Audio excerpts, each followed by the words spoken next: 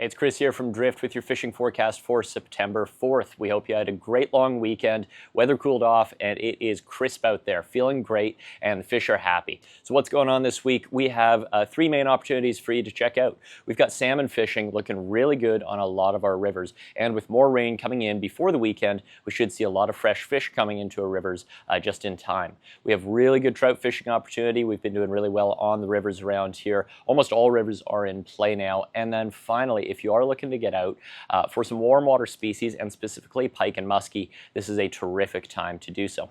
So to dive into the actual opportunities, on the salmon front, salmon have been going steady in a lot of rivers, but have been more limited, at least in numbers, to rivers that have a lot of water. So some of our larger rivers, or some of our rivers with more groundwater that stay at good levels. Some of our more in-town rivers have seen fish, but maybe not as many fish. Well, this Friday, and I think Thursday overnight as well, we are seeing a considerable amount of rain coming in, actually, paired up with good, cool temperatures. So this pairing should make for a lot of fish coming into the rivers.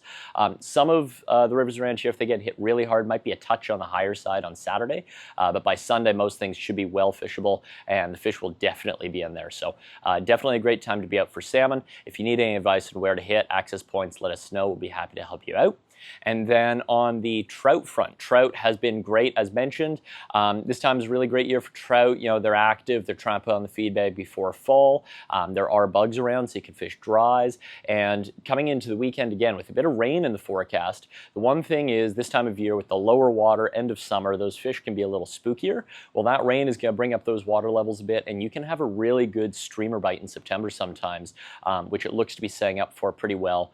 So streamers can pull some really big fish. You can fish the big stuff once we get that rain in there. And then another great way to target those fish is going to be larger flies like worm patterns or large stone flies. Again, great time of year to pull some really big fish while there's still time.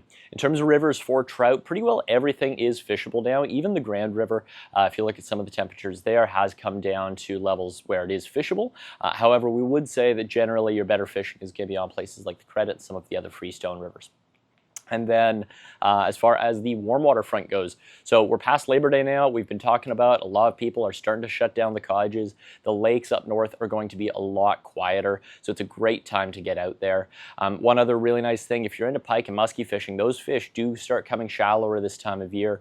If you can find some weed beds that are still green, if you can find some down timber and that sort of thing, you'll find those fish and some really big fish that come up real shallow this time of year. So it's a really fun time to get out there and fish for them as well, with that limited traffic on the lakes.